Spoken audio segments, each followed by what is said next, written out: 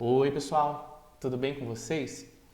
É o seguinte galera, no vídeo de hoje eu resolvi separar um tempinho para estar respondendo um comentário que me fizeram debaixo de um vídeo lá no canal e essa pessoa ela me fez muitos questionamentos sobre dons espirituais. Ao que parece, essa pessoa ela teve uma frustração em acreditar em dons espirituais. Talvez por ter recebido uma profecia que não se cumpriu, essa pessoa ela desanimou tanto que ela saiu da igreja. E hoje a dúvida dela é: será que os dons espirituais não morreram com os apóstolos? Ou, se existem dons espirituais, os demônios podem usar falsos profetas para falar com a gente? Como não ser enganado por esses falsos profetas? Esses foram os questionamentos que essa pessoa me fez. E eu gostaria de começar respondendo por aí, dizendo para vocês que os dons espirituais eles não morreram com os apóstolos.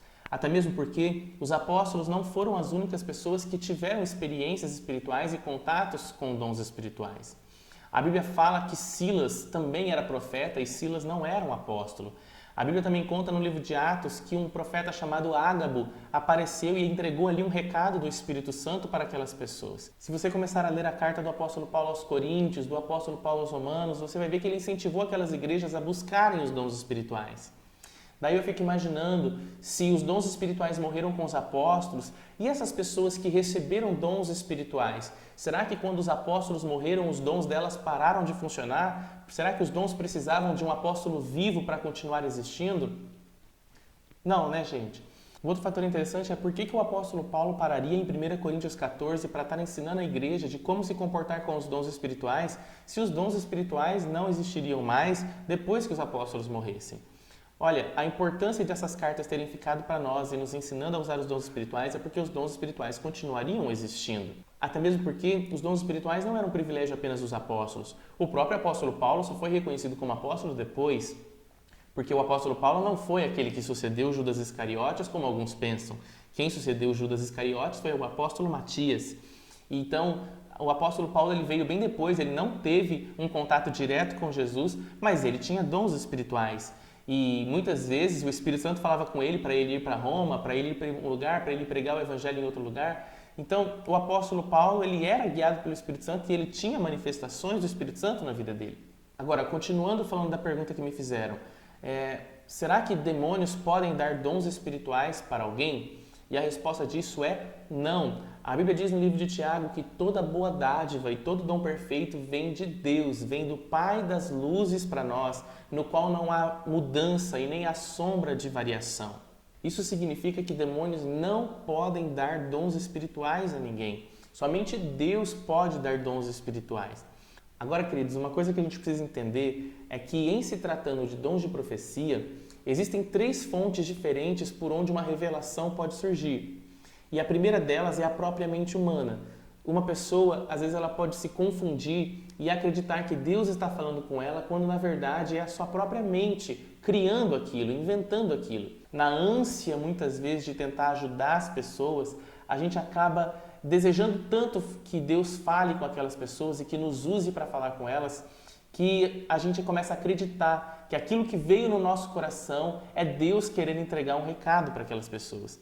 Então, a falta de experiência de algumas pessoas com dons espirituais, a falta de maturidade espiritual, pode sim levar uma pessoa a se confundir e entregar um recado que não veio de Deus, mas veio da sua própria mente, do seu próprio entendimento e da sua própria alma. Agora, uma outra fonte que nós temos de revelação é os espíritos malignos. Olha, apesar de um espírito maligno não poder dar dons espirituais para ninguém, ele pode usar os dons espirituais que existem dentro de uma pessoa para entregar algum recado, para entregar alguma mensagem, se fazendo passar pelo Espírito de Deus. E esses espíritos são sim espíritos de engano, que conseguem enganar as pessoas. Mas isso não é uma coisa que você deve se preocupar, porque se você tem o Espírito de Deus, o Espírito da verdade, ele vai te revelar toda a verdade. Ele não vai deixar você ser enganado. A Bíblia diz assim que, se fosse possível, alguns sinais poderiam confundir até mesmo os eleitos. Mas veja, se fosse possível, porque nós que temos o Espírito de Deus não podemos ser enganados pelo espírito maligno, porque Deus não vai permitir, e mesmo que aconteça uma situação em que poderia causar algum engano, o Espírito Santo testificaria no nosso coração que aquela palavra não veio de Deus. Bastaria que nós entrássemos em oração e orássemos sobre aquilo. Aliás, esse é um conselho que o apóstolo Paulo dá em 1 Coríntios 14. Ele diz que toda vez que uma pessoa profetizar, deve haver uma outra pessoa para julgar aquela profecia. E entenda, esse julgar não é ser carnal e começar a tentar colocar à prova ou a desconfiar de tudo que é falado. Esse julgar nada mais é do que ir para a oração e pela intimidade com Deus, você entender se aquilo veio de Deus ou não, para que o Espírito Santo, que conhece a mente de Deus, fale no seu coração, fale no seu entendimento e mostre para você que aquele recado veio ou não veio de Deus. E o problema é que muitas vezes a gente recebe uma revelação, mas a gente não para orar sobre aquela revelação. E às vezes, mesmo quando a revelação vem de Deus, a gente acaba agindo carnalmente porque nós não estamos preparados para agirmos espiritualmente segundo aquela mensagem que Deus nos deu. Às vezes a gente quer agir como Abraão. Abraão, ele ouviu uma mensagem de Deus, ele ouviu uma promessa, mas porque ele não estava preparado espiritualmente e ele não parou para orar sobre isso, ele então começou a duvidar daquela promessa e ele foi se deitar com a escrava porque ele mesmo quis dar conta de realizar o milagre que Deus tinha prometido. Muitas vezes a gente recebe uma revelação e age carnalmente, sem a orientação do Espírito Santo. A gente nem para orar para saber se aquela revelação veio mesmo de Deus ou não. E é por isso que muitas vezes a gente é enganado. Porque, apesar de muitas vezes os recados virem de Deus, nós interpretamos segundo o nosso próprio entendimento e não deixamos o Espírito Santo nos ensinar o que ele quis dizer com aquela revelação. Então, a profecia pode ser criada pela mente humana, pode ser trazida por um espírito maligno e pode ser trazida por um espírito de Deus. E é por isso que a Bíblia diz que nós devemos provar os espíritos, sabendo que todo espírito que confessa que Jesus veio em carne procede de Deus. Então, pessoal, essa é a única forma de eu não ser enganado por um espírito maligno ou por um falso profeta. É quando eu aprendo a provar os espíritos. E como que eu faço isso? Não existe um outro jeito. Somente através da própria palavra, que é a Bíblia, e através da oração é que eu vou conseguir discernir se aquele espírito veio de Deus ou não. Porque o Espírito Santo, ele vai confirmar no meu espírito que aquele recado, que aquela promessa veio dele. E ele nunca vai falar nada que contrarie a Bíblia, que contrarie a própria palavra de Deus. Agora, pode acontecer de na sua mentalidade ou no seu próprio entendimento, você ter uma interpretação errada da Bíblia e fazer uma interpretação e um julgamento errado dessa profecia. Por isso que é importante você ter intimidade com Deus, porque na intimidade com o Espírito Santo, ele renova a tua mente e você passa então a conhecer qual é a boa, agradável e perfeita vontade de Deus. Somente conhecendo qual é a vontade de Deus para mim é que eu vou saber se aquela profecia, se aquela promessa veio de Deus ou não. Ou seja, intimidade com Deus é o único segredo para eu não ser enganado por falsos profetas ou por espíritos malignos. Ainda dentro desse comentário que me fizeram lá no canal, me perguntaram assim, mas e essas profecias que ficam entregando por aí, dos fins dos tempos, dizendo que Jesus vai voltar em tal data e Jesus não volta e nós ainda estamos aqui? Esse monte de profecias mentirosas. Como fazer? A Bíblia já não diz que ninguém sabe o dia nem a hora em que Jesus vai voltar? Verdade. Ninguém sabe o dia nem a hora que Jesus vai voltar. E por isso nós não devemos acreditar realmente em profecias que querem estabelecer as datas aonde Jesus vai voltar. A Bíblia diz que nem mesmo o próprio Jesus sabe o dia em que ele vai voltar, porque isso é competência exclusiva do Pai e não do Filho. Jesus muitas vezes contou parábolas que ilustravam e mostravam que nós seremos surpreendidos com a volta dele. A parábola dos talentos, a parábola do ladrão, a parábola das 10 virgens. Todas essas parábolas, elas nos mostram que nós vamos ser surpreendidos. Ninguém vai saber o momento em que Jesus vai vir. No livro de Atos, perguntaram a Jesus quando que ele voltaria. E ele disse assim, olha, não compete a vocês saberem nem os tempos, nem as datas, porque isso é competência do Pai.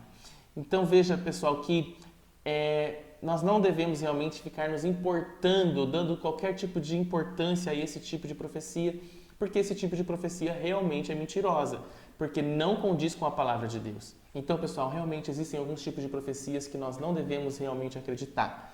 Porém, a gente deve se lembrar de uma coisa.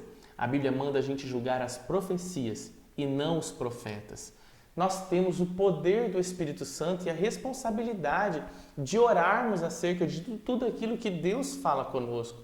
para que a gente haja no Espírito, para que a gente discirna no Espírito aquilo que Deus está querendo falar.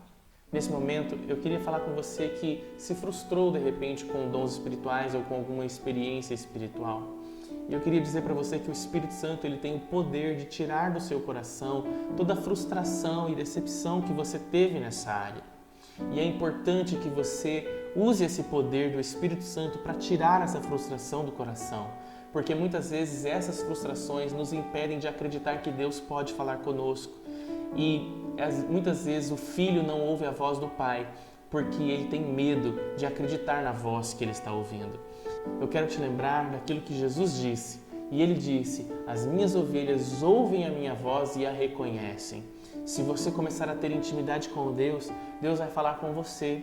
Deus não vai falar somente com os profetas, Deus não vai falar somente com as pessoas que têm o dom de interpretação de línguas, Deus não vai falar somente com aquelas pessoas muito espirituais que parecem ser espirituais e parecem ter dons espirituais.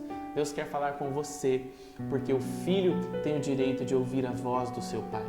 E se você tem o desejo de ouvir a voz de Deus, tire esse medo do coração.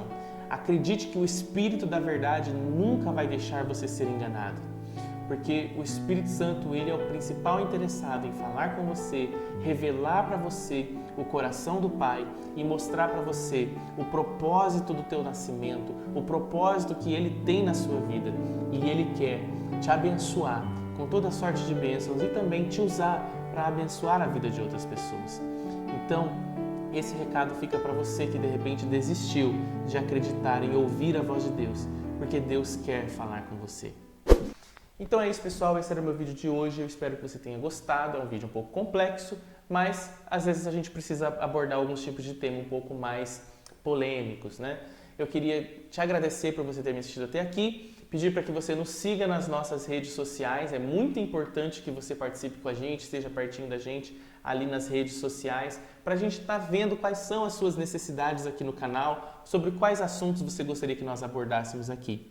Tá bom, pessoal? Deus abençoe a vida de vocês. Até o próximo vídeo e tchau, tchau!